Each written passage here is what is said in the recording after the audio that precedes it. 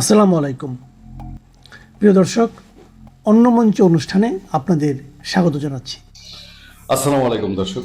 বাংলাদেশের ভারতীয় দূতাবাসে হাই কমিশনার প্রণয় ভার্মা যাওয়ার পরে দীনেশ ত্রিবেদী, ভারতীয় রাজনীতিবিদ এবং ব্যতিক্রমীভাবে ভারতীয় রাজনীতিবিদ দীনেশ ত্রিবেদী, তিনি বাংলাদেশে ভারতীয় হাই কমিশনার হিসেবে এসেছেন এবং সেই ভূপেন হাজারিকার লাইনগুলোকে তিনি নিজের মতো করে কোট করে দুটা কথা বলেছেন, একটুখানি শুনে নেবেন আপনারা।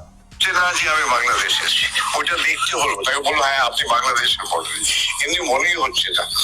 সবসময় আমি বলি একই আকাশ, একই বাতাস, একই যন্ত্রণা। তাহলে আমরা মিলে মিশে রিসার্চ সব বললে আমার সব মাথায় আসে। এখন এই যে ভূপেন হাজারিকার সেই গানের লাইন, দুই বাংলা মিলেই তো, গঙ্গা আমার মা, পদ্মা আমার মা, দুই চোখের দুই জলের ধারা, মেঘনা যমুনা, সেখান থেকে ভূপেন হাজারিকা বলেছিলেন একই আকাশ একই বাতাস বা দোয়েল কোয়েল পাখি সুরে একই মন্ত্রণা। সেটাকেই দীনেশ ত্রিবেদী তিনি বলেছেন যে একই আকাশ একই বাতাস একই যন্ত্রণা, মন্ত্রণার জায়গাটা তিনি যন্ত্রণা বলেছেন। এখন এই কথার পরে সোশ্যাল মিডিয়ার তোলপাড়, মোটামুটি জামাত এনসিপি ঘরানার যারা আছেন তারা দীনেশ ত্রিবেদী কি আওয়ামী লীগের এজেন্ডা নিয়ে এসছেন, শেখ হাসিনার এজেন্ডা নিয়ে এসছেন, দীনেশ ত্রিবেদী আসার সঙ্গে সঙ্গে বাংলাদেশে আওয়ামী লীগ, ছাত্রলীগ, যুবলীগের ঝটিকা মিছিল যার পর নাই বেড়ে গেছে, সারা দেশে ঝটিকা মিছিল হচ্ছে, এগুলোকে এক সূত্রে গাঁথার চেষ্টা করছেন। সেইটা তো গাচ্ছেই, তার পাশাপাশি এই যে ভদ্রলোক বললেন যে ভারতীয় জনসংখ্যা হচ্ছে 1,40,00,000 আর বাংলাদেশে 140 কোটি, আর বাংলাদেশে আরো আছে ধরে নিয়ে 20 কোটি। তো উনি আলাদা করতে চাচ্ছেন না, তিনি বলছেন যে ওই 140 কোটি, 20 কোটি, 160 কোটি এটা আমরা একসঙ্গে চিন্তা করতে চাই। তো ভদ্রলোক তো ওই দেশের হাই কমিশনার হয়ে বাংলাদেশে এসে কাজ করছেন, দুই দেশে তিনি বোঝাতে চেয়েছেন যে আমি দুই দেশের স্বার্থ, জনগণের স্বার্থ নিয়ে কাজ করতে চাই। সেই জায়গায় জামাতের আমিরের প্রশ্ন দেখেন, ভারত বাংলাদেশ এক হয়ে যাওয়া বক্তব্যের ব্যাখ্যা চাইলেন জামাতে আমির। কি হয়েছে? জামাতে ইসলামের আমির বাংলাদেশে নবনিযুক্ত ভারতীয় হাই কমিশনারের একটি বক্তব্য নিয়ে উদ্বেগ প্রকাশ করেছেন বাংলাদেশ জামাতে ইসলামের আমির ও জাতীয় সংসদের বিরোধী দলীয় নেতা ডাক্তার শফিকুর রহমান। তিনি ভারত বাংলাদেশ এক হয়ে যাওয়া প্রসঙ্গে দেওয়া মন্তব্যে স্পষ্ট ব্যাখ্যা জানতে সরকারের প্রতি আহ্বান জানিয়েছেন। শনিবার নিজের ভেরিফাইড ফেসবুক পেজে দেওয়া এক পোস্টে তিনি এই দাবি করেন। পোস্টে ডাক্তার শফিকুর রহমান বলেন, বাংলাদেশে নতুন ভারতীয় হাই কমিশনার হিসেবে দায়িত্ব নিতে আসা দীনেশ ত্রিবেদীর একটি বক্তব্য তার নজরে এসেছে। তিনি বলেন, ভারত বাংলাদেশ এক হয়ে যাওয়া বলতে তিনি কি বুঝিয়েছেন, সরকারের উচিত তার কাছ থেকে এ বিষয়ে স্পষ্ট ব্যাখ্যা চাওয়া। জামাতের আমির আরো বলেন, ভারত যেমন একটি স্বাধীন দেশ, বাংলাদেশও তেমনি একটি স্বাধীন ও সার্বভৌম রাষ্ট্র। তাই এ ধরনের বক্তব্যের অর্থ পরিষ্কার না হলে জনমনে বিভ্রান্তি সৃষ্টি হতে পারে। তিনি সরকারের কাছে বিষয়টি দ্রুত পরিষ্কার করার আহ্বান জানিয়ে বলেন, আমরা সরকারের কাছে এ বিষয়ে সুরাহা চাই। যদি তিনি আক্ষরিক অর্থে এমন কিছু বুঝিয়ে থাকেন তাহলে তা অবশ্যই নিন্দনীয়, বিষয়টি স্পষ্ট হওয়া দরকার। ডাক্তার শফিকুর রহমানের মতে দুই দেশের সম্পর্ক কূটনৈতিক সৌজন্যের স্বার্থে এই ধরনের বক্তব্যের ব্যাখ্যা জনসম্মুখে তুলে ধরা দরকার। আসল বিষয়টা কি হয়েছে জানেন? আসল বিষয়টা হয়েছে এই বাংলাদেশে ভারত বিরোধী অবস্থান না নিলে, এমনিতে ভেতরে ভেতরে ভারত প্রেমী, জামাতের লোকজন বহু ভারতে চিকিৎসা নেয়, জামাতের লোকজন বহু পশ্চিমবঙ্গে যাতায়াত করে, পশ্চিমবঙ্গে তাদের একটা রাজনৈতিক আলাদা ক্যাম্প আছে, একটা অবস্থান আছে, কিন্তু মাঠে বক্তৃতা দেওয়ার সময় তারা যদি একটু ভারত বিরোধী অবস্থান না দেয়। এখন দীনেশ ত্রিবেদী বেচারা সরলভাবে হেঁটে এসে বাংলাদেশে পৌঁছে তিনি বললেন যে দুই দেশের যে 160 কোটি মানুষ, তাদেরকে একই রকম ভাবে সব যন্ত্রণা, দুঃখ, কষ্ট, বাতাস, আকাশ এক, তাদেরকে একসাথে দেখতে হবে, একসাথে চলতে হবে। এইটাকে তারা মিলিয়ে ফেলেছে। ভারত বোধহয় বাংলাদেশকে একসাথে করে ফেলবে। এই পৃথিবীতে এখন এটা যে কত কঠিন একটা স্বাধীন দেশ, সার্বভৌম দেশকে গ্রাস করে ফেলা, আমেরিকার জন্য অনেক সময় টাফ হয়ে যায়। আমেরিকা করে, জোর জবরদস্তি করে, লুটপাট করে, ডাকাতি করে, ভেনেজুয়েলাকে করছে। ভেনেজুয়েলাকে এখনো সে ট্রাম্প চাইলেও যুক্তরাষ্ট্রের প্রজাতন্ত্ররা বা তার একটা রাজ্য হিসাবে নিয়ে নিতে পারছে না। ফলে ভারত বাংলাদেশ এবং ভারতের সেই ইন্টেনশন, সেই সুযোগও ভারতের কম। ভারত যদি সেই কাজ করতে চায় তার নিজের অখণ্ডতাই ঝুঁকির মধ্যে পড়বে। ভারতের বহু জায়গায় বহু নড়বড়ে অবস্থা আছে। সেই দিক থেকে দীনেশ ত্রিবেদীর ভূপেন হাজারিকার সেই গান, সেখান থেকে কোট করে দুটো লাইন বলা বোধহয় মহাপাপী হয়ে গেল, তাই না?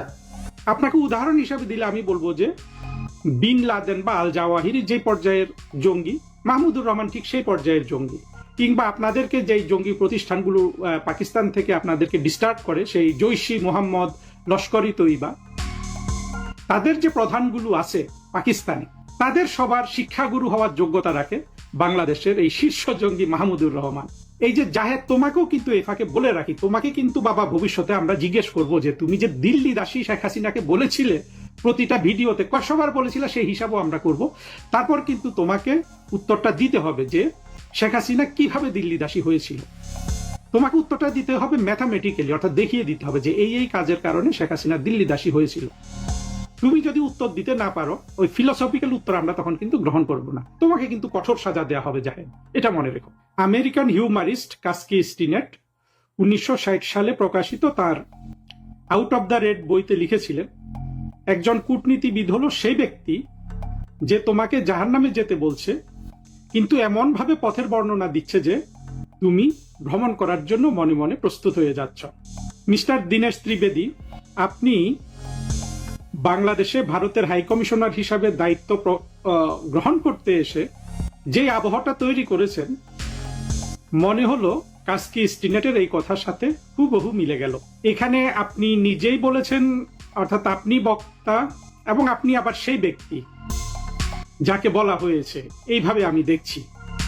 কূটনীতিবিদের এই সংজ্ঞাটা সারা বিশ্বে কূটনীতিবিদরা ব্যবহার করে একটা হিউমার হিসাবে। আমরা দেখলাম মিস্টার ত্রিবেদী, আপনি আপনার যে ব্যাকগ্রাউন্ড সেটা এটা সাপোর্টও করে, আপনি অতি উচ্চমানের একজন কূটনীতিবিদের আবহ তৈরি করেছেন বাংলাদেশে এসে। কিন্তু আপনি একটা জাহান্নামে কিন্তু পা রেখেছেন। এই জাহান্নামটা হলো তৈরি হয়েছে বাংলাদেশে 2024 সালের 5 আগস্ট প্রধানমন্ত্রী শেখ হাসিনা সরকারকে ক্ষমতাচ্যুত করে বাংলাদেশের স্বাধীনতা বিরোধী মৌলবাদী গোষ্ঠী বাংলাদেশটাকে দখল করেছে এবং পরবর্তীতে এই বাংলাদেশকে আমরা যারা বাংলাদেশের মুক্তিযুদ্ধের পক্ষের শক্তি, স্বাধীনতা বিরোধী শক্তিদের বিরোধী, তাদের জন্য কিন্তু গত 2024 সালের 5 আগস্ট থেকে বাংলাদেশটা জাহান্নাম হয়ে গেছে। একই ধরনের অভিযোগ আমাদের বিপক্ষেও কিন্তু বাংলাদেশের স্বাধীনতা বিরোধীরা করে। সেই বিষয়ে আপনাকে আজকে কিছু বলছি না, কিন্তু কথা হলো যে আমরা কখনো স্বাধীনতা বিরোধীদের বাংলাদেশ থেকে সমূলে বের করে দেওয়ার চিন্তা কখনো করিনি বা মেরে ফেলার চিন্তা করিনি। কিন্তু 2024-এর 5 আগস্ট যে জঙ্গি উত্থান হয়েছে, তার যারা মূল কারিগর, তাদের চিন্তায় কিন্তু এটা ছিল যে বাংলাদেশের মুক্তিযুদ্ধের পক্ষের শক্তিকে তারা পরিপূর্ণভাবে হয় ধ্বংস করবে, নয় বিতাড়িত করবে, এর চিহ্ন কিন্তু আর থাকবে না। এবং এরা এখনো কিন্তু বাংলাদেশে বলে বেড়াচ্ছে যে বাংলাদেশে আওয়ামী লীগ আর ফিরবে না, এদের চিহ্ন আর নাই। মিস্টার ত্রিবেদী, এই গল্পটা কেন করতে হচ্ছে জানেন? আমরা যে আজকে বাংলাদেশের মুক্তিযুদ্ধের পক্ষের মানুষরা বোধ করছি যে বাংলাদেশটা একটা জাহান্নাম হয়ে গেছে, এটার সাথে আপনারা কিন্তু ডাইরেক্টলি যুক্ত। বাংলাদেশের স্বাধীনতা বিরোধী জঙ্গি মৌলবাদী শক্তি এবং তাদের সাইবার সন্ত্রাসীরা বাংলাদেশের মানুষকে তাদের পেছনে কাতারবন্দি করেছে 3টি অভিযোগ করে। এক হলো প্রধানমন্ত্রী শেখ হাসিনার সরকার গুম খুন করেছে, দ্বিতীয় হলো প্রধানমন্ত্রী শেখ হাসিনা সরকার দুর্নীতি করেছে, তৃতীয় হলো প্রধানমন্ত্রী শেখ হাসিনার সরকার ভারতের কাছে বাংলাদেশকে বিক্রি করে দিয়েছে। আমরা এ পর্যন্ত নানানভাবে প্রমাণ করেছি যে প্রধানমন্ত্রী শেখ হাসিনা ছিলেন বাংলাদেশের সবচেয়ে বড় উদার এবং মানবাধিকার রক্ষাকারী একজন শাসক, এবং আমরা বিভিন্ন তথ্য দিয়ে দেখিয়ে দিয়েছি যে বাংলাদেশের দুর্নীতি প্রধানমন্ত্রী শেখ হাসিনা 2009 সালে যে শাসন শুরু করেছিলেন, ঠিক তখন থেকে দুর্নীতি কমে যেতে থাকে। বাংলাদেশ ছিল 2001 থেকে 6 সাল পর্যন্ত বা 7 সাল পর্যন্ত সারা পৃথিবীর 1 নম্বর দুর্নীতিগ্রস্ত দেশ।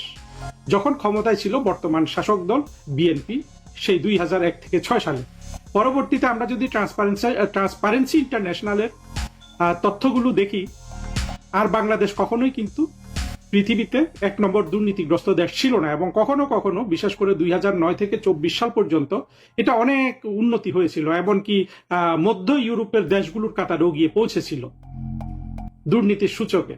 যেটা আবার ইউনুসের ডাকাততন্ত্র শুরু হওয়ার পরে আবার অনেকটা নেমে গেছে, আবার আগের দিকে ধাবিত হচ্ছে। ভবিষ্যতে কি হবে আমরা জানি না। এই হলো দুর্নীতির বিষয়, অর্থাৎ প্রধানমন্ত্রী শেখ হাসিনার সময়ে সকল দেশীয় এবং আন্তর্জাতিক দুর্নীতির তথ্যগুলো বলে যে সবচেয়ে বেশি কম দুর্নীতি হয়েছে বাংলাদেশের ইতিহাসে প্রধানমন্ত্রী শেখ হাসিনার সেই 2009 থেকে 24 সালে। এগুলো একটা, এটা তো আপনার এই তথ্যগুলো তো পাবলিক ডোমেইনে আছে, আমার কাছ থেকে শোনার প্রয়োজন নাই, আমি শুধু সচেতনতা তৈরি করার জন্য কাহিনীটা বললাম। গেল আপনার দুর্নীতির কথা। যদি মানবাধিকার রক্ষার ক্ষেত্রে বলি, মানবাধিকার রক্ষার ক্ষেত্রে বরঞ্চ শেখ হাসিনা সরকার অনেক বেশি উদার ছিল। তখন আপনার 5টা গুম হয়েছিল, বা 4টা, আমি হিসাব করলে বলতে পারবো। 5টা গুমের মধ্যে ছিল বিএনপির 2 নেতা চৌধুরী আলম এবং ইলিয়াস আলী। চৌধুরী আলম ছিল ঢাকা শহরের বিখ্যাত চাঁদাবাজ। বাংলা বাজার এলাকায়, বাংলা বাজার এবং আপনার গুলিস্তান যে মার্কেটগুলো আছে এগুলোতে চাঁদাবাজির তিনি সম্রাট ছিলেন, এবং এই ব্যাপারে অভিযোগ আছে যে তাকে এই চাঁদাবাজি সংক্রান্ত কোন দলে তিনি নিহত হয়েছেন বা গুম হয়েছে। তবু আমি প্রধানমন্ত্রী শেখ হাসিনা সরকারকে এটার জন্য বলবো যে যেহেতু রহস্যটা উদ্ঘাটন হয় নাই, দায়ী করলাম। ইলিয়াস আলী সম্পর্কে বিএনপির নেতারা বলেছেন যে এটা দলীয় অভ্যন্তরীণ কোন্দলের শিকার, এখানে আসলে সরকারের কোনো বিষয় ছিল না।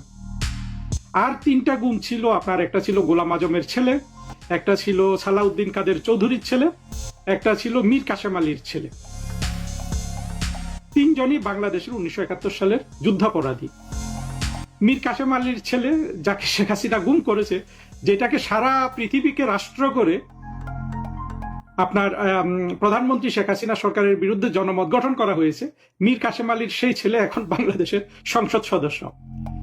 সালাউদ্দিন কাদের চৌধুরীর সেই ছেলেও এখন বাংলাদেশের সংসদ সদস্য, যে গুম হয়ে গেছে বলে সারা পৃথিবীতে প্রচার করা হয়েছে।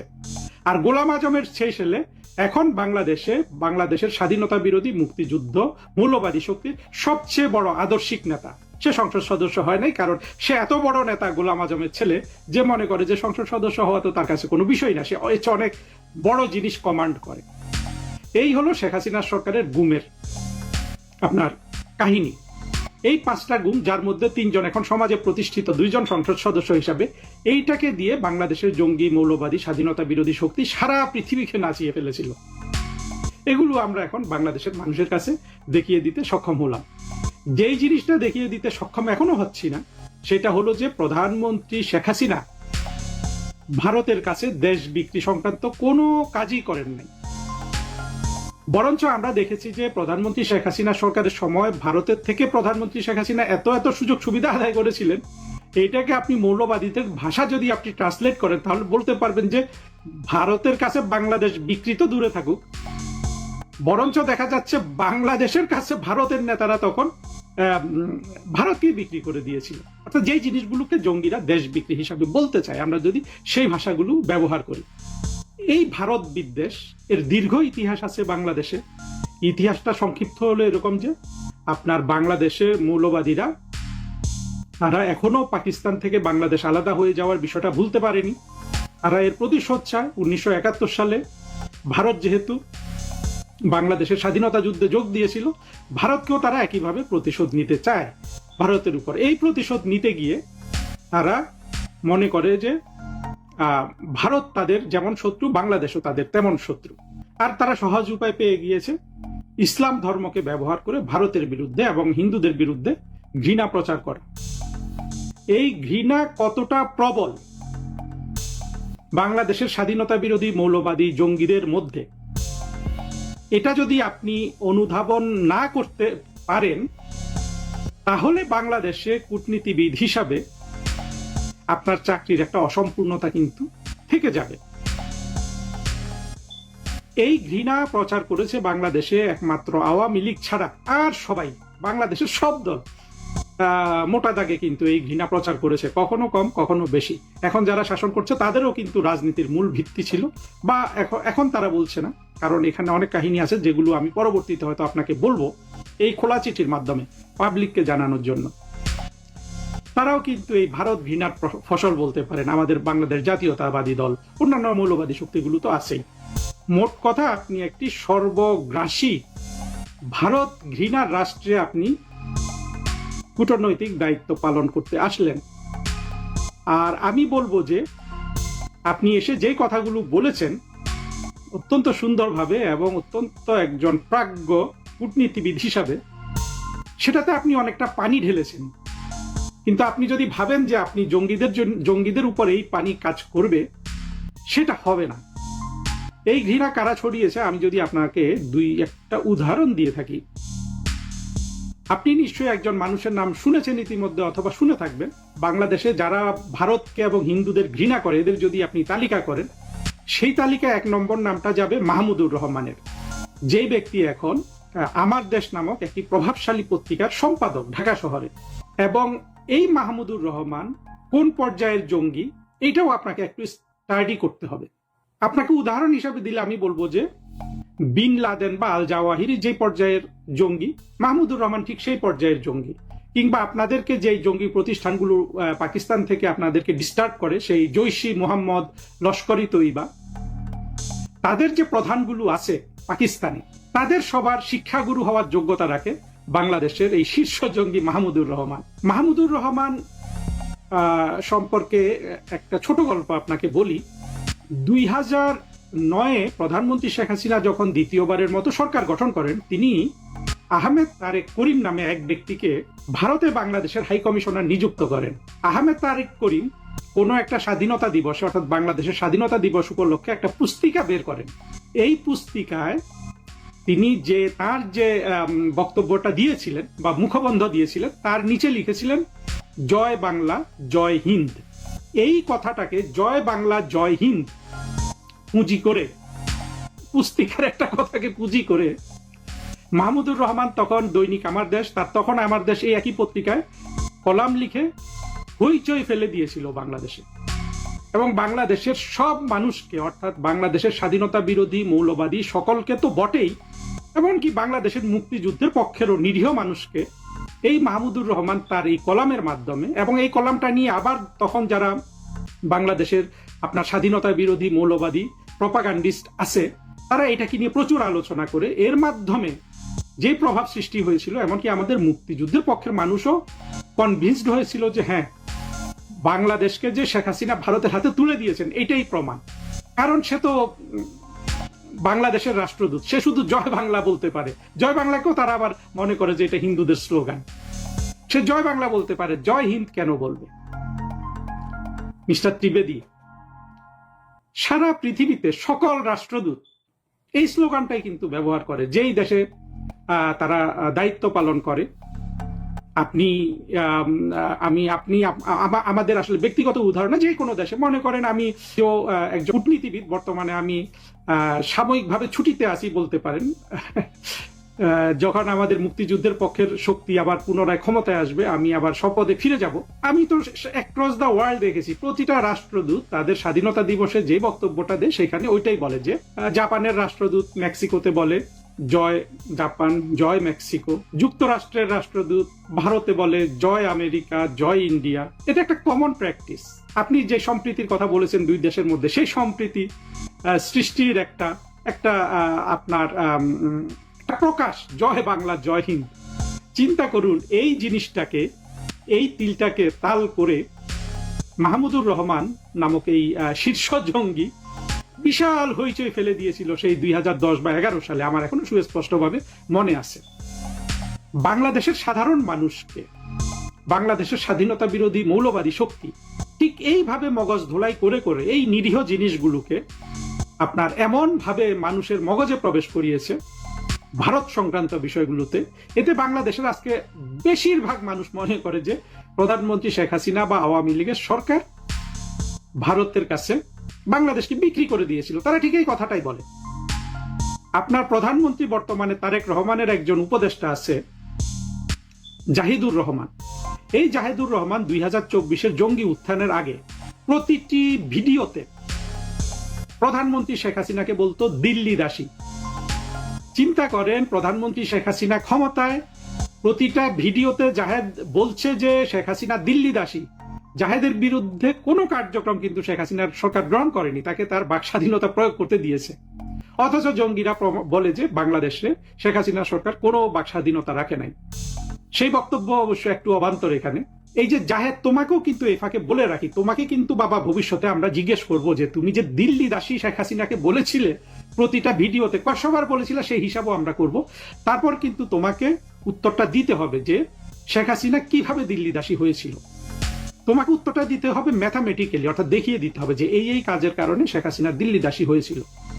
তুমি যদি উত্তর দিতে না পারো, ওই ফিলোসফিক্যাল উত্তর আমরা তখন কিন্তু গ্রহণ করব না, তোমাকে কিন্তু কঠোর সাজা দেওয়া হবে জাহেদ, এটা মনে রেখো। ফিরে আসি আবার ত্রিবেদী সাহেবের কাছে। একজন প্রধানমন্ত্রী বাংলাদেশের, যিনি বাংলাদেশের স্বার্থে ভারতের সাথে একটা সুসম্পর্ক রক্ষা করতে গিয়ে মৌলবাদীদের হাতে এই যে আপনার এত বড় অপমানিত হয়েছিলেন দিনে দিনে, সেই তথ্যটা কি আপনাদের কাছে ছিল যে শেখ হাসিনাকে প্রতিদিন দিল্লি দাসী ইত্যাদিতে আরো অনেক খারাপ, মানে কোনোটাই শোভন নয়, কিন্তু এর চেয়ে অনেক অশোভন কথা আছে আর কি। আপনারা, আমার মনে হয় না দিল্লিতে বা ভারতীয় কর্তৃপক্ষ এই বিষয়ে আপনারা সচেতন বা এটা জানতেন বা এটা নিয়ে চিন্তা করেছেন, আমার মনে হয় না।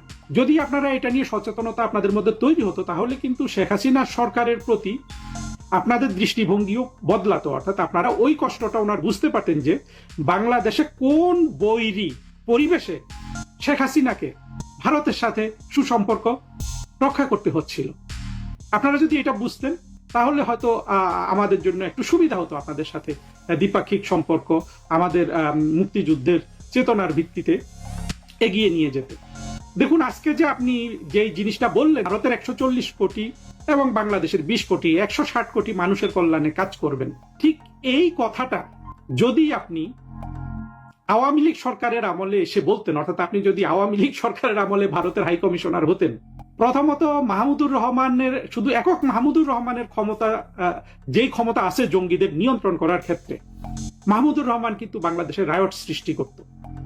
মাহমুদুর রহমান শুধু বাংলাদেশের শীর্ষ জঙ্গি না। আমি আজকে মাহমুদুর রহমানের কথা কেন বলছি, কারণ বাংলাদেশে ভারত ঘৃণা, হিন্দু ঘৃণা সৃষ্টির ক্ষেত্রে যে শত শত ইন্টেলেকচুয়াল ক্যাপেবল মানুষের অবদান আছে, তার মধ্যে সবচেয়ে বড় জঙ্গি এবং বড় কন্ট্রিবিউটর হলো এই মাহমুদুর রহমান। এবং সে বড় একজন মিথ্যাবাদী গুজব রটনাকারীও। একবার সে কাবা শরীফের একটা ছবি দেখিয়ে সেটাকে ফটোশপ করে এই তার আমার দেশ পত্রিকা ছাপিয়েছিল, বলেছিল যে তখন বাংলাদেশে মাওলানা সাইদির, যুদ্ধাপরাধী সাইদির বিচার হচ্ছিল যুদ্ধাপরাধী হিসাবে। তখন সে ওই খবর ছাপিয়ে সারা বাংলাদেশে হইচই ফেলে দিয়েছিল যে কাবা শরীফ তথা পুরো সৌদি আরব সাইদির পক্ষে মানববন্ধন করছে। এমন গুজব রটনাকারী কিন্তু এই মাহমুদুর রহমান। তার সক্ষমতা ছিল আপনার এই বক্তব্যকে টুইস্ট করে বাংলাদেশে রায়ট সৃষ্টি করে ফেলা, যে আপনি এই যে 160 কোটি বললেন, বাংলাদেশের 20 কোটি, ভারতের 140 কোটি, 160 কোটি বলার মানে হলো এটা সুস্পষ্টভাবে আপনি ঢাকায় এসে বলে দিলেন আপনি বাংলাদেশকে ভারতের সাথে একীভূত করে ফেলেছেন।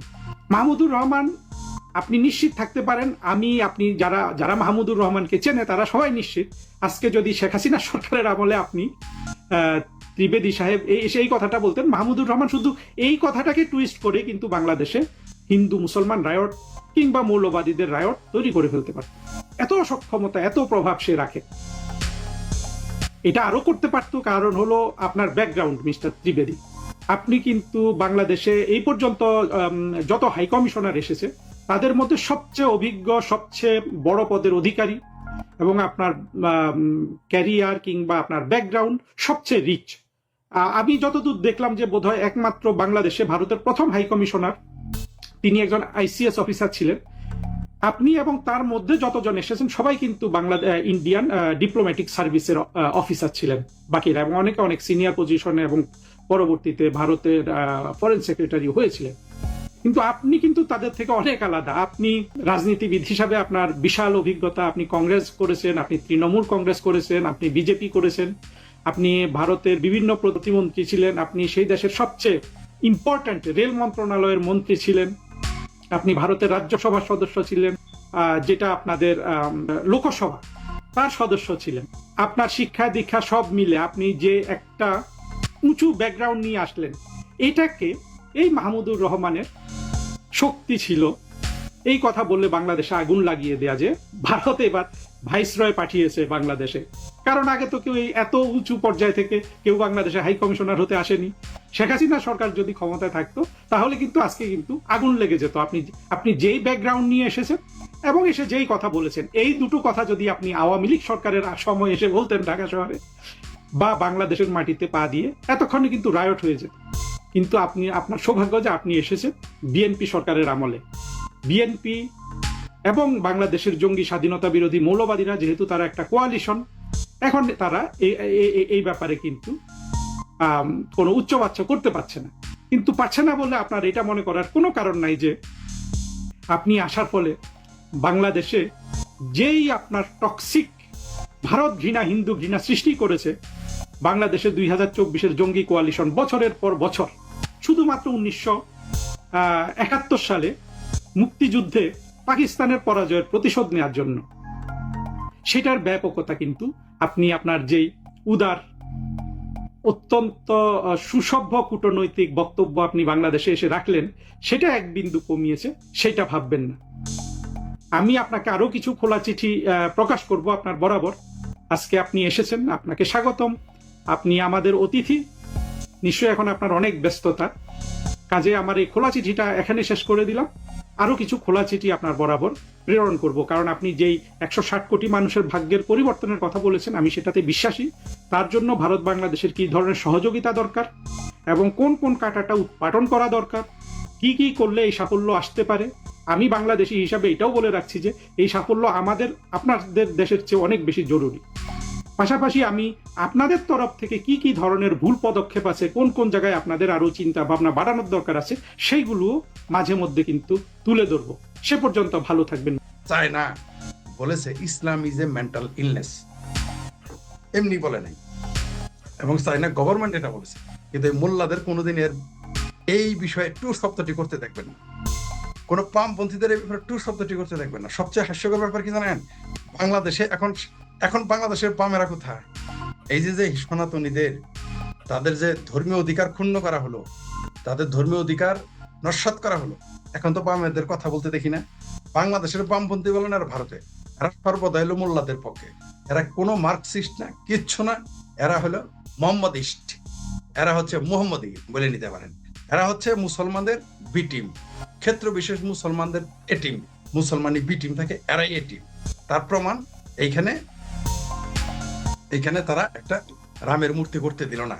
আর মুসলমান কত ভীতু, কত এদের ধর্ম, ইসলাম ধর্ম কত ঠুনকো, এদের ইমান কত ঠুনকো, এদের ইমান বলে এদের ইমান হাওয়াই মিঠাই, ইমান মজবুত মজবুত জজবা, মানে লাখ লাখ বার ধর্মীয় ওয়াজ করে, লাখো লাখো মসজিদ রেখে, লাখো লাখো মাদ্রাসা রেখে, লাখো লাখো হাফেজ রেখে, মৌলানা কারি মুফতি রেখে এক মূর্তি দেখে ভয় পায়। এখন বুঝেন এদের অবস্থাটা কি? এক মূর্তি ইসলাম শেষ, ইসলাম খতরামে চলে গেছে। তবে এই মূর্তি না হইতে দেওয়ার কারণে বাংলাদেশের ভাবমূর্তি নষ্ট হয়েছে, এবং বাংলাদেশের ইসলামেরও ভাবমূর্তি নষ্ট হয়েছে, মুসলমানেরও ভাবমূর্তি নষ্ট হয়েছে। আগামীতে এটা চুলকায় ঘাও বানাইলে যা হয়, এই ঘটনা তাই ঘটবে। বিদেশে মুসলমান আক্রান্ত হবে, বিদেশে মসজিদ বানানো নিয়ে প্রশ্ন হবে, নিঃসন্দেহে, কোনো সন্দেহ নেই। কারণ আপনি আপনার মুসলমান সংখ্যাগরিষ্ঠতার গায়ের জোরে যদি বলেন মূর্তি বানাইতে দিব না, তাহলে খ্রিস্টানরা বলতে পারে আমাদের এখানে মসজিদ, বলতে পারে যে খ্রিস্টানরা বলবে আমাদের এখানে আমরা মসজিদ দিতে দিব না, হিন্দুরা বলতে পারে আমরা সংখ্যাগরিষ্ঠ মসজিদ বানাইতে দিব না। তখন কি হবে? হ্যাঁ, ইমান পাখি ফুরুত হয়ে যাইতেছে। একটা মূর্তি, মানে ওই যে আপনার নানা পাঠকের গল্পটা তো মনে আছে, সিনেমাটা, সালা এক মচ্ছা आदमी को हिजरा बना देता है, साला एक राम मूर्ति 10 लाख मस्जिद मदरसा को हिजला बना दिया, करोड़ों मुसलमान को हिजला बना दिया। এত ভয় একটা রামের মূর্তিকে। বোঝা গেল যে এখন তাইলে যদি বলি যে 10 লাখ মসজিদ মাদ্রাসা এবং 16 কোটি মুসলমানের চাইতে একটি রামের মূর্তি অনেক শক্তিশালী, এটা প্রমাণ হয়ে গেছে এদের ভীতিতেই। দীনেশ ত্রিবেদী চমৎকার একজন মানুষ, তিনি, আমি আশ্চর্য হয়ে যাই, দেখেন তিনি কত বড় পদে ছিলেন, বড় একটা নেতা ছিলেন, এমপি ছিলেন, তারপর মন্ত্রী ছিলেন, কেন্দ্রীয় মন্ত্রী, তাকে দেখেন হাই কমিশনে করে পাঠিয়েছে, তিনি চলে এসেছেন দেশের সাথে, অর্থাৎ ডিমোশনে গেছেন, তাদের কোনো আপত্তি নাই। এটা আমাদের বাংলাদেশ কিন্তু মানবে না। আমি যদি সেন্ট্রাল কোনো ক্যাবিনেট মিনিস্টার থাকতাম, আমাকে যদি হাই কমিশনার, আমি ফরিদি রাজি হইতাম না। কিন্তু দেখেন তার মতো একজন ব্যক্তি, বিজ্ঞ, একদিকে পণ্ডিত ব্যক্তি, কোনো সন্দেহ নেই, একদিকে তিনি কিন্তু বিদগ্ধ পণ্ডিত, পাশাপাশি কেন্দ্রীয় মন্ত্রী, নেতা ছিলেন, এমপি ছিলেন, তাকে দেখেন হাই কমিশনার পদ দিয়ে চলে এসেছে। এটাই হচ্ছে ভারতের সৌন্দর্য, ভারতের মানুষের দেশপ্রেম, ভারতের গণতন্ত্র। সেই জন্য আমি ভারতকে শ্রদ্ধা করি। ভারতের বহুবিধ সমালোচনা আছে, কোনো সন্দেহ নেই, ভারতের অনেক বিষয় আছে যেগুলো সমালোচনার যোগ্য এবং সমালোচিত হওয়া উচিত। যেগুলো ভালো সেগুলো তো আপনাকে বলতে হবে। আমাদের বাংলাদেশে যদি এখন এই মুহূর্তে মনে করেন মির্জা ফখরুল সাহেবকে বলে, বা এই মুহূর্তে যদি আপনার কি এহসানুল মিলনকে বলে আপনি রাষ্ট্রদূত হয়ে যান, তো ভারতে কেউ যাবে না? আমি নিশ্চিত যাবে না, আমি তো যাবো না। আমি এত ওর কথা থাকলে আমি তারা যাবে না। কিন্তু আপনি দেখেন সেখানে কিন্তু চমৎকার চমৎকার কিছু কথা বলেছে, এই কথাগুলো আমরাও বলি। তিনি শুধু তো বাংলাদেশের কথা বলেছেন, আমি মনে করি ভারত, বাংলাদেশ, পাকিস্তান, চায়না সম্মিলিত ভাবে যদি চলে পৃথিবীতে এর চেয়ে বড় শক্তি কথা, এগুলো তো আমরা বলি, আমিও বলে আসছি, কোনো সন্দেহ নাই। কিন্তু এটা হওয়াটা খুব কঠিন। বাংলাদেশে যেভাবে মৌলবাদ চর্চা হয়েছে, বাংলাদেশে যেভাবে ভারত বিরোধী জজবা পয়দা করে রাখা হয়েছে, এটা এই যে দীনেশ ত্রিবেদী সাহেব যেটা বললেন, আমাদের দেশের রাষ্ট্রদূত যিনি হয়ে আসলেন আজকে বাংলাদেশে, ভারতের রাষ্ট্রদূত হয়ে আসলেন, তার যে আহ্বানটা তো অনেক সুন্দর। কিন্তু এই আহ্বানে কে সাড়া দেবে কে সাড়া দেবে না, that is a big question. চাইলে তো এটা হবে না। তিনি তো সুন্দর কথা বলেছেন যে আমাদের যে ট্যালেন্ট, আমাদের 100, তাদের 140 কোটি, আমাদের 120 কোটি, অবশ্যই এগুলো ট্যালেন্ট, কারণ মানব সম্পদ তো সম্পদ, যদি আমরা সম্পদে পরিণত করতে পারি। কিন্তু মানব যদি সম্পদ না হয়ে বস্কায় বা বস্তায় পরিণত হয়, বোঝায় পরিণত হয়, সেটা কিন্তু আরো বেশি বিপদ, ভয়াবহ। আরেকটা জিনিস দেখেন, সবচেয়ে হাস্যকর, যারা সারাদিন চিৎকার চেঁচামেচি করে দিল্লি না ঢাকা, দিল্লি না ঢাকা, লাহোর লাহোর, এটা হলো তাদের দিলের কথা। দেখেন প্রথমে জিজ্ঞেস করেছে এই ট্যুরিস্ট ভিসা কবে খুলবে, প্রথমে ভিসার আলাপ, প্রথমে ভিসা চেয়েছে। আরে বাবা, যে ভারতের ঘৃণা করো, যে ভারতের লোক নাকি রাস্তায় হাগে মুতে, যে ভারতের লোক গরুর মুদ খায়, সেই দেশে তোমার চাইতে হবে কেন? ভিসা দিলেও তো তুমি যাবা না। পাকিস্তান তো ভিসা ফ্রি করছে, যাও না কেন সোনার স্থান? আফগানিস্তানে তো বিমানে চললেই যাওয়া যায়, যাও না কেন? বাংলাদেশে মুসলমান আর বাংলাদেশে ভারত বিরোধীরা, এরা হচ্ছে জামাল ভুইরা পাগলা। ডিমের হালি 3টাই বেচে 5টায় কিনে, এরা শেয়ার আমাল জাতে মাতাল তালে ঠিক। তো এগুলো, আর তিনি তো অত্যন্ত বিজ্ঞ রাজনীতিবিদ এবং কূটনীতিবিদ, তিনি তার ভাষাতে কথা বলেছেন। এখন দেখা যাক আমাদের বাংলাদেশের সম্পর্ক সামনে কোন দিকে যায়। কিন্তু যেভাবে তুরস্ক আর পাকিস্তানের কবজায় পড়ে গেছে আমাদের ঢাকা, যেভাবে আঙ্কারা এবং লাহোরের কবজায় পড়ে গেছে, খপ্পরে পড়ে গেছে, আমার তো মনে হচ্ছে না বাংলাদেশ ভারতের সম্পর্ক ভালো হবে। তারপরে সর্বশেষ যুক্ত হয়েছে এখানে আপনি রাম মূর্তি করতে দেননি, তো এগুলো তো পজিটিভ রেজাল্ট আসবে বলে আমি মনে করি না। আগে ভারত সরকার বাংলাদেশের সরকারের সাথে যে সম্পর্ক ছিল, ভারতের জনগণ তো চিন্তা ভাবনা করতো না। আমি আসামে দেখেছি, মেঘালয়ে দেখেছি, ত্রিপুরায় দেখেছি, কলকাতায় দেখেছি, সাউথ ইন্ডিয়াতে দেখেছি, দিল্লিতে দেখেছি, মধ্যপ্রদেশেও দেখেছি। বাংলাদেশ নিয়ে তো তাদের নাক গলায় তুই না, এমনকি বাংলাদেশ নিয়ে কোনো কথাই ছিল না। কিন্তু এখন তারা বাংলাদেশের জনগণকে ভালো চোখে দেখে না, ভালো চোখে আর দেখে না। মানে ভারত সরকারও যদি বাংলাদেশ সরকারের সাথে এখন ভালো সম্পর্ক করে, ভারতের যে জনগণ তারা বাংলাদেশকে খুব ভালো চোখে দেখতেছে না। এই যে সর্বশেষ ঘটনাটা ঘটলো রাম মূর্তি নিয়ে, এটা তো সারা পৃথিবীতে নিউজ হয়ে গেছে। দীপচন্দ্র দাসকে ময়মনসিংহ এর ভালো কাজ জ্বালিয়ে দেওয়া হয়েছে, এটা তো মানুষ দেখেছে। এই মুহূর্তে যারা মুক্তিযুদ্ধের পক্ষে এবং বাংলাদেশে আওয়ামী লীগ করে, ছাত্রলীগ, যুবলীগ, কৃষক লীগ, শ্রমিক লীগ করে, তাদের যেভাবে নির্যাতন নিপীড়ন করছে, সারা পৃথিবীতে তো এই মেসেজ চলে গেছে। আপনি তো শাক দিয়ে মাছ ঢেকে রাখতে পারবেন না। আর ঢেকে রাখবেন কিভাবে? তারা নিজেরাই ভিডিও করে সারে। আপনি দেখেন, আওয়ামী লীগ করার কারণে স্বামীকে, বউকে বেঁধে রেখে তার সামনে তাকে দেখতে হবে। অর্থাৎ যারা আওয়ামী লীগ করে, ছাত্রলীগ করে, যুবলীগ করে, কৃষক লীগ করে, তাতে লীগ করে, যারা মুক্তিযুদ্ধের পক্ষের, তাদের পরিবারের সদস্যকে আপনি যখন হত্যা করবেন, পিটিয়ে মেরে ফেলবেন, সেটা আবার দেখতে বাধ্য করবেন। কত বর্বর এই দেশের এই মুহূর্তে যারা শাসন ক্ষমতায় আছে। এই ওয়াকার সাহেবকে আবার দেখলাম আজকে সংসদ ভবনে গেলেন বাজেট পেশের সময়। আরে বাবা, বেল পাকলে কাকের কি? তুমি ওয়াকারের কাজ কি সংসদে? সেনাবাহিনী কাজ তো সংসদে না, সেনাবাহিনী কাজ হয় ব্যারাকে, না হয় সীমান্তে। সংসদে কি কাজ? দালমে কুছ তো কালা হায়। জি, ধন্যবাদ।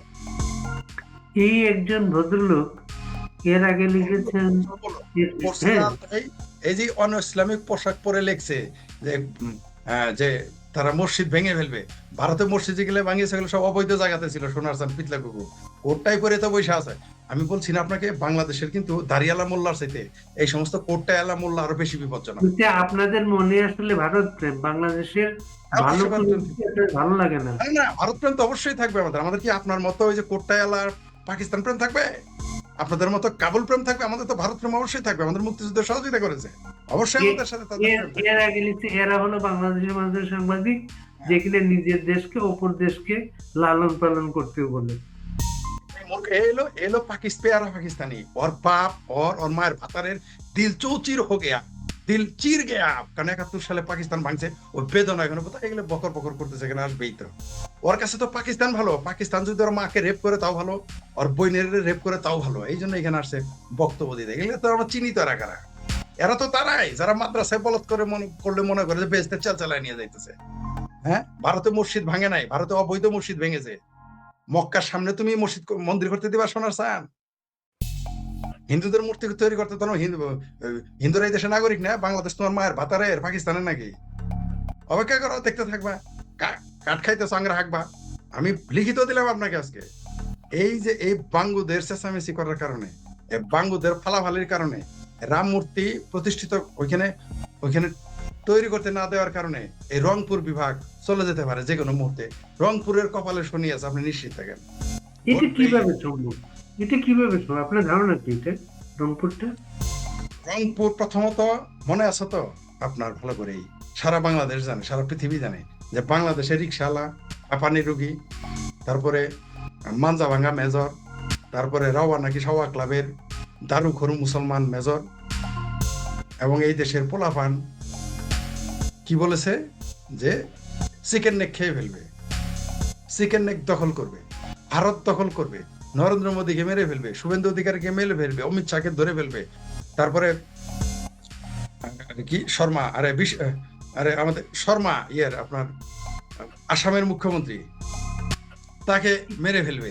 এগুলো হিতেশ শর্মা, হিতেশ শর্মা, না বিকাশ না, ওনার নামটা ভুলে গেছি। হিতেশ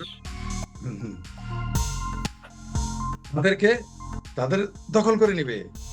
1 কোটি মুসলমান ভারত দখল করে নিবে। মোল্লা লিল্লাখো সারাদিন মাদ্রাসায় হয় বলৎকার হয় না বলৎকার করে, আর খাইলো মানুষের লিল্লা, তারা ভারত দখল করতে স্বপ্ন দেখে। তাহলে ভারত, তাদের পরিকল্পনা নাই, তাদের পরিকল্পনা নাই। হ্যাঁ, এই যে দেখেন, এই যে লাগবে। ভারতেররা কেন আমাদের মা বোনকে, তো পাকিস্তানিরা করেছে তোর মা বোনকে, সেই জন্ম নিয়েছে বলেই তো পাকিস্তানের দালালি করবে। তোদের মতো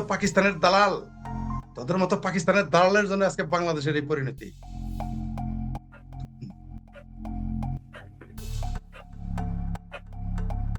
রংপুর তো হেমন্ত বিশ্ব শর্মা হেমন্ত বিশ্ব শর্মা মেরে ফেলতে চায়। এই যে পেয়ারা পাকিস্তানি, যে লাল টাইয়ালা, ঠিক আছে, এর বাপ পাকিস্তান, তার নাম হলো ভিগারিস্তান। তাদের সংসদে দাঁড়ায় বলছে আমি বাংলাদেশ বানাবো। এত তো লজ্জা নাই, বেহায়া, এত বড় বেহায়া যে এদের মা, খালা, বোন, আত্মীয় স্বজন, এলাকার লোকজন, আমার দেশের নাগরিক ভারতে গিয়ে কামলা দেয়, কামের বুয়া, তারপর লজ্জা করে না এই হারামজাদাদের, একটু লজ্জা করে না এদের, বুঝতে পারছেন? আর দেশে এসে কথা বলে কোনে কথা বলি, আমি যে দেশে নাই তুই কেমনে জানলি বে? তোর বাপ গোলাম আজম পালাইছিল, তোর সাইদি, তোর মায়ের ভাতার সাইদি পালাইছিল, ওই তোর চামারের দেশের মাহমুদুর রহমান পালাই চলে গেছিল তুরস্ক। তোর বাপি নাকি কোথায়? তোর দুলাভাই, তোর বোনের লাং, যারা এখন তোর বোনের লাং বানায় রাখছো, সেই ইলিয়াসে আমেরিকায় থাকে, তাদের আসতে বলবে। আমরা দেশে আছি না কই আছি তুই কেমনে জানলি বে? সব তো পালাবি, আবার লুঙ্গির নিচে পালাইছিলি তোরা, আওয়ামী লীগের ছাত্রলীগের লুঙ্গি লিগে পালাইছিলি। ওয়াকার রে বেকার রেখে যাইতে বল, তারপরে ঘর থেকে পাড়াই কিনা, তারপর তোরা থাকস কিনা সেটা দেখবো। ওয়াকার রে তো বোনের ভাতার বানাইছস, তোদের রক্ষা করতেছে, কান্দে নিয়ে করে। ওয়াকারে শুধু বেড়াকে যাইতে দে, বাংলাদেশের মুক্তিযুদ্ধ পক্ষের জন্য তোদের সেরা বাড়াই ফেলবে, লাইতে পাকিস্তান বাড়াই দিবে। অপেক্ষা কর, আমরা তো আসবো না, মানে আমার দেশ আমি আসবো না, আমার দেশে আমি থাকবো না, তোরা থাকবি, পেয়ারা পাকিস্তানে থাকবে, আমরা বসে বসে আঙুল চুষবো। যাওয়ার সময় উনিও কিন্তু চেহারা পাল্টে ফেলছেন ওয়াকার। পাল্টাবেই তো, এবার আসল সুরতে চলে আসতেছে শয়তান, তার আসল সুরতে আসতেছে, পাকিস্তানি শয়তান তার আসল সুরতে আসতেছে। ওয়াকার যে আমিরে জামাত বলছিল, তখনই তো বোঝা গেছে তাল মেগুজ কালা হয়। কয়দিন পরে দেখবেন হাঁটুর নিচের প্যান্ট কাটা, ঠিক আছে, এরকম চাপদারি আর খাপড়া টুপি পরবো, এগুলো তো আমরা জানি। আরে গর্তে তোর মায়ের ভাতার গোলাম আজম বসেছিল, তোর মায়ের আরেক লাং সাইদি বসে ছিল, পালাই গেছিল সব। তোর মায়ের আরেক ভাতার সামারের দেশের মাহমুদুর রহমান তুরস্কে পালাইছিল, তাদের কথা বলো। তোর বাপ পিনাকি আছে না, তোর মায়ের আরেক ভাতার, ওই যে মালওয়ান ভাতার পিনাকি, পিনাকি পালাই থাকে কেন, এটা বলাগে আম করে খুঁজতেছস আর পালাই আছে কিনা? তুই আইসা লাইবে আম করে নিয়ে কিছু বলে দেখ না, তুই টিকে থাকতে পারিস কিনা। আমরা তো আসবোই, তোর মায়ের ভাতারদের কবরে কুতাতে পেশাব করাবো, অপেক্ষা কর। বুঝতে পারছ জামাতিরা? আমরা আসবো কিনা? গুপ্ত তো তোরাই ছিলি ছাত্রলীগের লুঙ্গির তলে, আমরা ছিলাম, তোরাই তো ছিল আওয়ামী লীগের লুঙ্গির তলে। আবার যখন আওয়ামী লীগ আসবে তোরা তো আওয়ামী লীগের লুঙ্গির তলে পালাবি, ওটাও আমরা জানি। কিন্তু অত নালে আদেশ না, এইবার ছাড়া হবে না। এইবার জামাতি, হেফাজতি, চামড়া নাই পীর, চামড়ালা পীর, সবগুলোর আমরা চিনে রাখছি। বাংলাদেশের মানুষ তাদের চিনে রাখছে।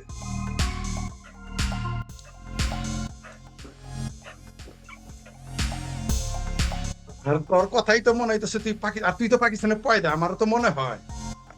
তুই তো পাকিস্তানেরই পয়দা।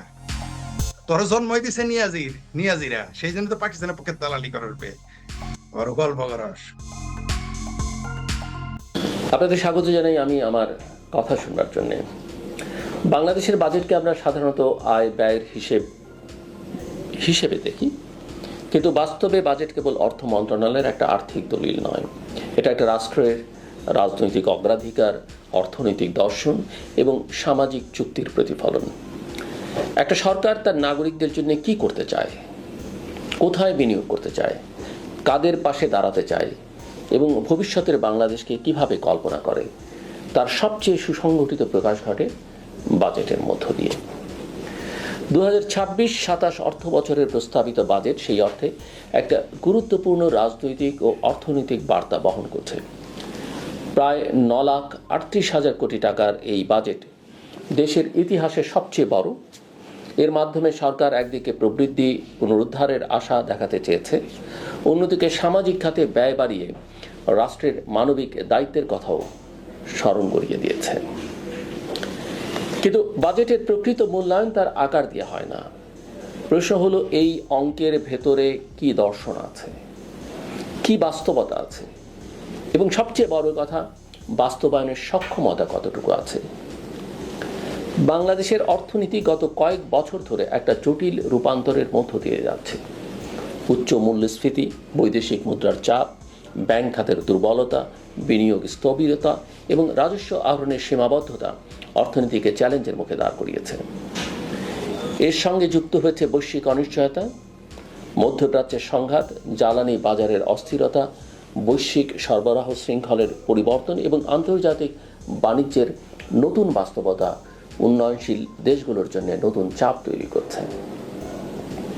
এই বাস্তবতায় সরকার যে বাজেট দিয়েছে সেখানে সবচেয়ে উল্লেখযোগ্য দিক হলো শিক্ষা ও স্বাস্থ্য খাতে বরাদ্দ বৃদ্ধি। শিক্ষা খাতে 1,22,000 কোটির বেশি এবং স্বাস্থ্য খাতে প্রায় 70,000 কোটি টাকার বরাদ্দ নিঃসন্দেহে একটা ইতিবাচক বার্তা। বহু বছর ধরেই অর্থনীতিবিদরা বলে আসছেন, বাংলাদেশ অবকাঠামোতে বিনিয়োগ করেছে কিন্তু মানব সম্পদে বিনিয়োগের ক্ষেত্রে পিছিয়ে রয়েছে। সড়ক, সেতু ও বিদ্যুৎ কেন্দ্র দৃশ্যমান উন্নয়ন দেখায়, কিন্তু একটা দেশের দীর্ঘমেয়াদী প্রতিযোগিতা নির্ভর করে তার মানুষের দক্ষতা, শিক্ষা এবং স্বাস্থ্যসেবার উপরে। নাগরিকরা এই সেবাগুলো পাচ্ছে কিনা তার উপরে। অতএব শিক্ষা ও স্বাস্থ্য খাতে বৃদ্ধি কাগজে কলমে স্বাগতযোগ্য, তবে এখানেও মূল প্রশ্ন বাস্তবায়ন। বরাদ্দ বাড়ানো সহজ, কার্যকর ব্যয় নিশ্চিত করা কঠিন। আমাদের অভিজ্ঞতা বলে শিক্ষা ও স্বাস্থ্য খাতে বরাদ্দের বড় অংশই অনেক সময় ব্যয় করা যায় না অথবা কাঙ্ক্ষিত ফল দেয় না। হাসপাতাল হয় কিন্তু চিকিৎসক থাকে না, স্কুল হয় কিন্তু শিক্ষার মান বাড়ে না। তাই বাজেটের সাফল্য নির্ভর করবে অর্থ বরাদ্দের চেয়ে অর্থ ব্যবহারের দক্ষতার ওপর। কৃষিখাতে বরাদ্দ বৃদ্ধি আরেকটা গুরুত্বপূর্ণ সিদ্ধান্ত। বাংলাদেশের খাদ্য নিরাপত্তা, গ্রামীণ অর্থনীতি এবং সামাজিক স্থিতিশীলতার সঙ্গে কৃষির সম্পর্ক এখনো অত্যন্ত গভীর। কৃষিকে কেবল উৎপাদনের খাত হিসেবে দেখলে ভুল হবে। এটা কর্মসংস্থান, খাদ্য সরবরাহ এবং রাজনৈতিক স্থিতিশীলতারও ভিত্তি। সুতরাং কৃষিতে বাড়তি বিনিয়োগ এবং কৃষি পণ্যে কর ছাড়ের সিদ্ধান্ত বাজারকে কিছুটা স্বস্তি দিতে পারে। চাল, ধান, আলু, পেঁয়াজ, চিনি ও ভোজ্য তেলের মতো নিত্য প্রয়োজনীয় পণ্যে উৎসে কর কমানোর উদ্যোগ সাধারণ মানুষের জন্য ইতিবাচক বার্তা। বাংলাদেশে মূল্যস্ফীতির সবচেয়ে বড় অভিঘাত পড়ে নিম্নবিত্ত ও নিম্ন মধ্যবিত্ত মানুষের উপর। যাদের আয়ের বড় অংশ খাদ্য ব্যয় চলে যায়, তাদের জন্য বাজারের সামান্য স্থিতিশীলতাও গুরুত্বপূর্ণ। বাজেট এখানে একটা রাজনৈতিক সংকেত দিয়েছে। সরকার অন্তত কাগজে কলমে ভোক্তার চাপ কমাতে চায়। তবে অর্থনীতির আরেকটা বাস্তবতা হলো রাজস্ব। রাষ্ট্র যদি ব্যয় বাড়াতে চায় তবে তাকে আরও আয় বাড়াতে হবে। আর এখানেই বাংলাদেশের দীর্ঘদিনের দুর্বলতা। আমাদের কর জিডিপি অনুপাত এখনও দক্ষিণ এশিয়ার অনেক দেশের তুলনায় কম। অর্থাৎ রাষ্ট্র ব্যয় বাড়াতে চায় কিন্তু আয় বাড়ানোর সক্ষমতা সীমিত। এই বাজেটে প্রায় 6,95,000 কোটি টাকার রাজস্ব সংগ্রহের লক্ষ্য নির্ধারণ করা হয়েছে। প্রশ্ন হলো, এই লক্ষ্য কতটা বাস্তবসম্মত?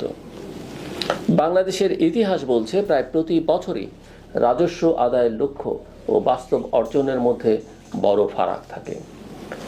কর প্রশাসনের দুর্বলতা, কর ফাঁকি, সীমিত করজাল এবং অনানুষ্ঠানিক অর্থনীতির ব্যাপকতা এই সমস্যাকে দীর্ঘস্থায়ী করেছে। ফলে রাজস্ব লক্ষ্য পূরণ না হলে উন্নয়ন ব্যয় কাটছাট করতে হয় এবং ঋণের উপর নির্ভরতা বাড়ে। বাজেট ঘাটতি প্রায় 2.5 লাখ কোটি টাকা। শতাংশের হিসেবে এটি নিয়ন্ত্রিত মনে হলেও এর অর্থ হলো রাষ্ট্রকে বিপুল পরিমাণ ঋণ নিতে হবে। ঋণ সবসময় খারাপ নয়, কিন্তু ঋণের অর্থ যদি উৎপাদনশীল খাতে না যায় তবে তা ভবিষ্যতের বোঝা হয়ে দাঁড়ায়। এই বাজেটের সবচেয়ে বিতর্কিত দিকগুলোর একটা হলো সঞ্চয়পত্রে কর বৃদ্ধি।